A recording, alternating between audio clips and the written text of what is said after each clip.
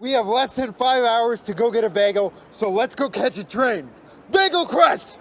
This is Zach Anner, an American comedian with cerebral palsy who's on a quest to get a rainbow bagel in Brooklyn.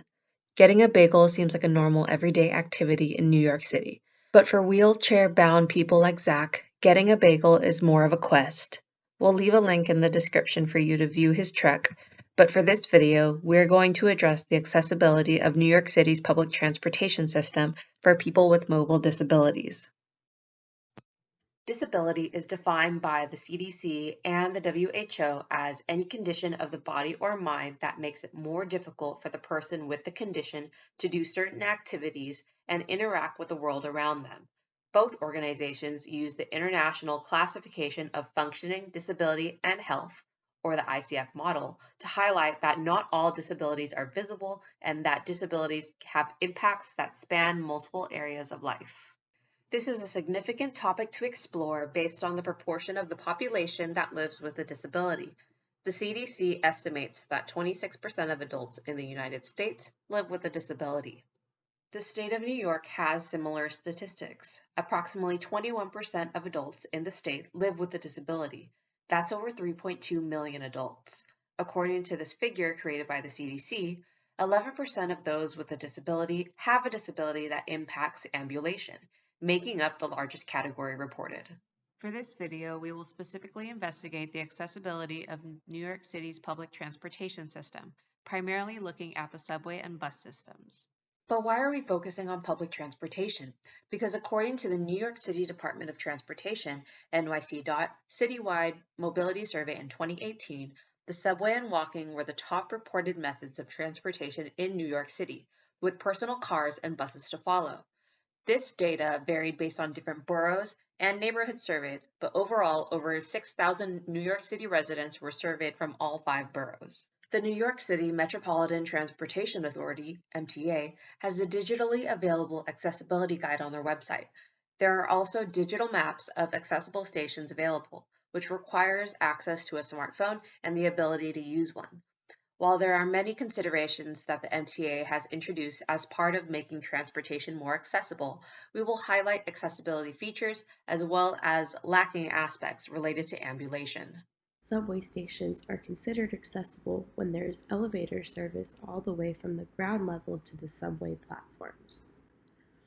Some accessibility features of the subways include an accessible boarding area near the middle of the platform, priority seating on the subway, same platform transfers at some non-accessible stations, alternative routes in the event of elevator outages, and newer subway cars have icons indicating accessible stops. However, the subway is lacking in some areas. There's only one accessible boarding area per train, which limits the amount of priority seating throughout the train. And some stations are only accessible for certain train lines and not others. For example, the 168th Street station near Columbia University Medical Center has stops for the A, C, and 1 trains, but someone in a wheelchair wouldn't be able to access the platform for the 1. The most concerning aspect is the sheer number of stations that are not accessible. The highlights on the map are some areas that we identified as large geographic spaces that are not served by an accessible station. For example, there are no accessible stations on the 1 line from 96th Street to 191st Street, and none on the A and C lines from 59th Street to 125th Street. MTA buses are all considered to be wheelchair accessible. This is because the bus can be lowered if the operator cannot pull the bus close enough to the curb. There's a ramp that bus drivers operate so that boarding and disembarking the bus is safe and possible, and there's a priority seating area located nearest to the operator that can accommodate assistive devices. It is recommended to inform the operator of your stop so that they can plan the trip accordingly. To investigate the impact of the accessibility of New York City's public transportation, we have designed a board game that simulates navigating through public transit as if the player were using an ambulatory device, such as a wheelchair or scooter. The objective of the game is to visit 2 of the 6 locations that are determined by rolling a die. Players will start and finish at the 168th Street subway station.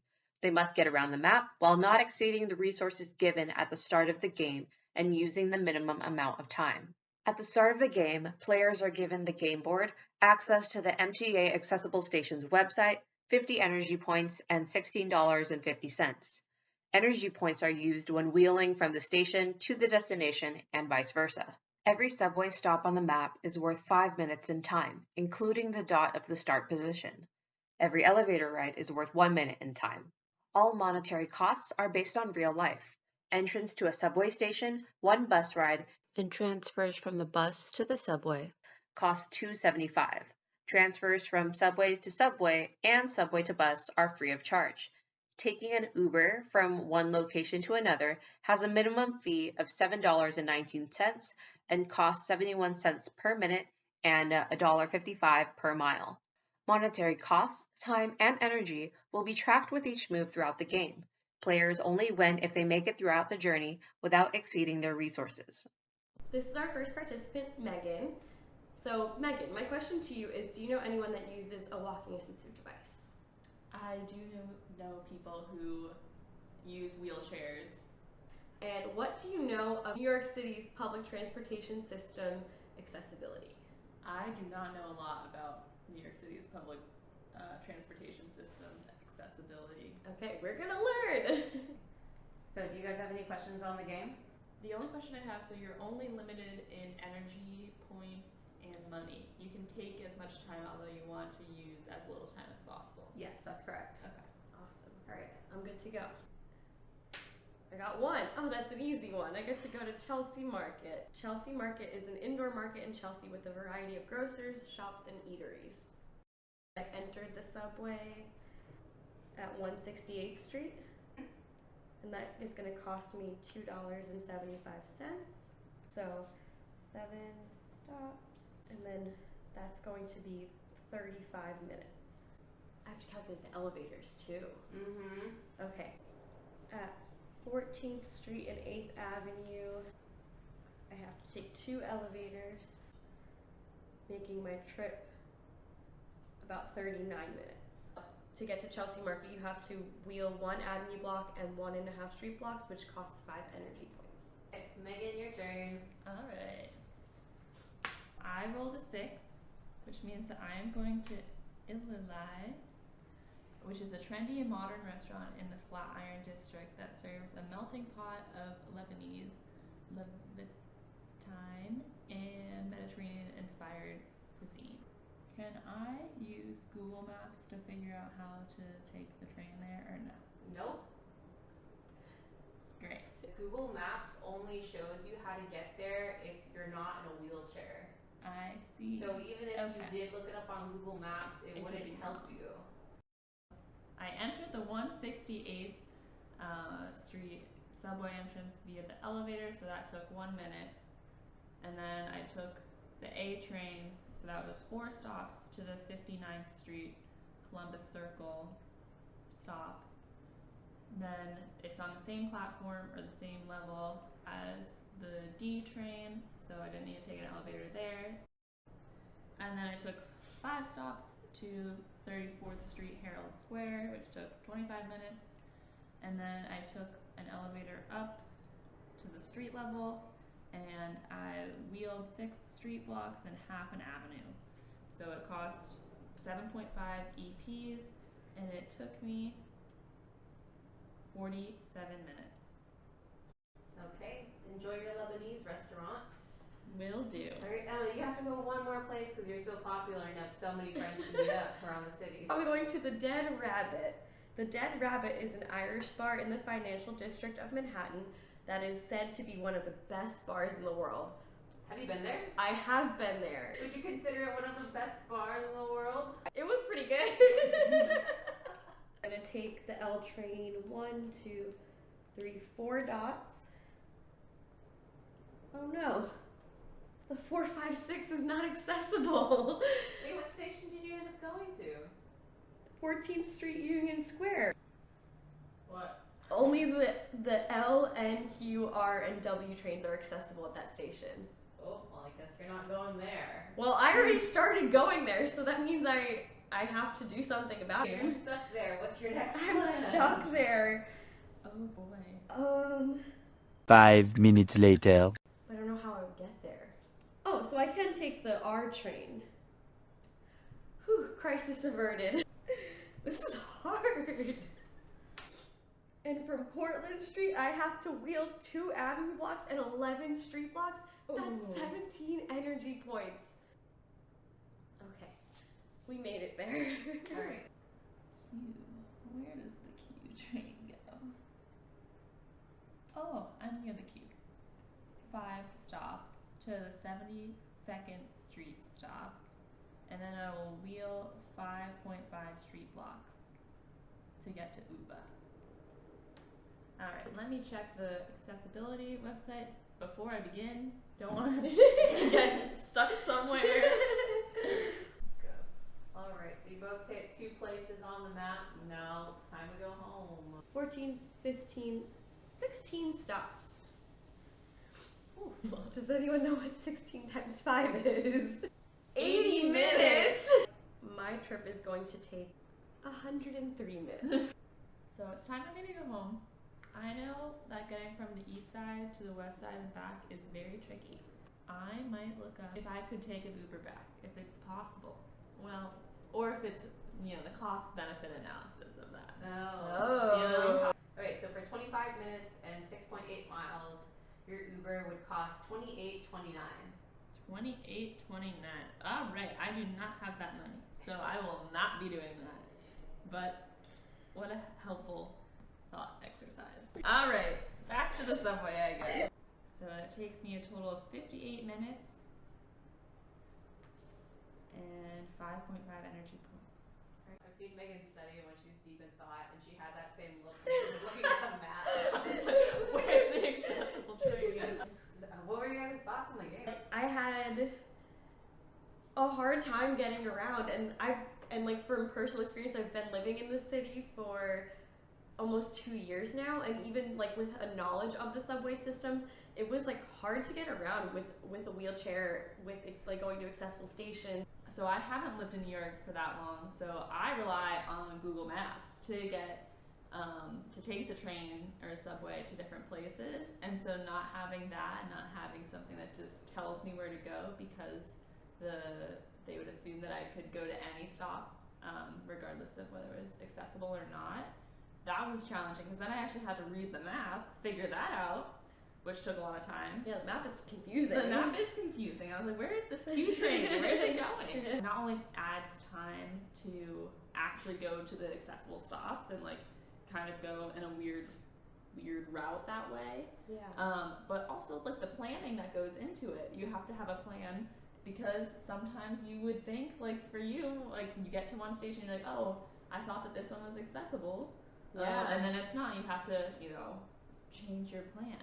Yeah. And then some trains, you know, don't run on time and stuff like that, and you know. Yeah. Another thought I had too was that the website of the accessible stations is really confusing and hard to navigate. You have to scroll through all of the stations. They are listed numerically and alphabetically, but it doesn't make it easy. Before we reveal who won throughout their journey, why don't you give a quick overview of which places that you visited on the map? I only spent $8.25.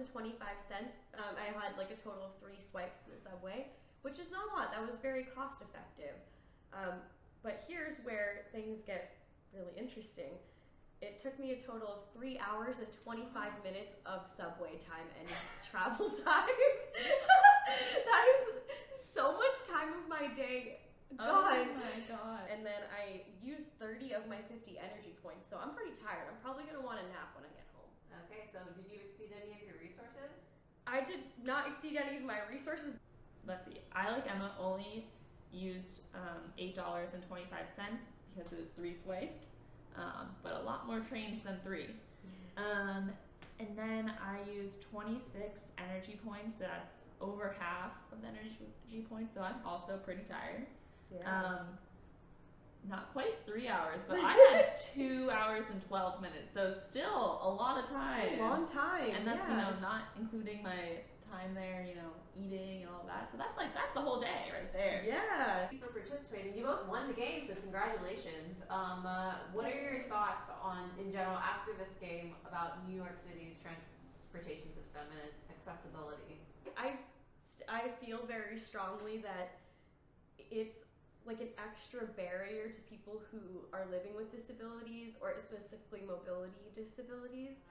Like I said previously, I think it's just like the amount of time that goes into planning, and I think something we also didn't necessarily speak about, but the places themselves, like, are they accessible? Do they have a step that goes up from the street level to like the restaurant itself or something like that? So if I get there and then I realize, oh, I actually can't get in to this restaurant, that's a barrier. So, you know, taking the time to make sure that beforehand, like the planning aspect as well, that this restaurant is accessible. That's a really good point. And like, where do we find that information? We might not know until we get there. Yeah, exactly. You might have to like call ahead of time. Thank you to our participant, Megan, for your time and efforts. We hope that this activity demonstrates the importance of consideration for people living with disabilities and highlights the time and effort it takes them to travel from place to place. People with disabilities have every right to participate in our communities. Systemically, there are factors working against people with disabilities that makes it much more challenging for them to participate in society. A study by Lavaseur et al. States, to foster mobility and social participation, these inclusive public health interventions must consider proximity to resources and to recreational facilities, social support, transportation, neighborhood security, and user-friendliness of the walking environment. This is based on the established public health concept that mobility and social participation are key determinants of health and quality of life. Furthermore, it is important to note that according to a New York Times article from June of 2022, only 126 of New York City's subway's 472 stations, which is a low 27%, are fully accessible. This is far behind any other metropolitan areas, such as Boston, Philadelphia, and Chicago, in which approximately 66% of their stations are accessible as per the Americans with Disabilities Act standards. With the goal of making New York City more accessible, we understand that this is a massive undertaking and changes cannot be made without time, money, and other resources. The MTA has announced plans of updating 70 subway stations to be accessible and renovating 78 elevators to improve reliability. The MTA's overarching goal is to make subways 95% accessible through their capital plan, though it is projected to take 33 years to complete. By 2055, with a dedicated $5.2 billion, they quote that subway riders will never be more than 2 stops away from an accessible station. Their short-term goal is to make 81 stations accessible by 2025.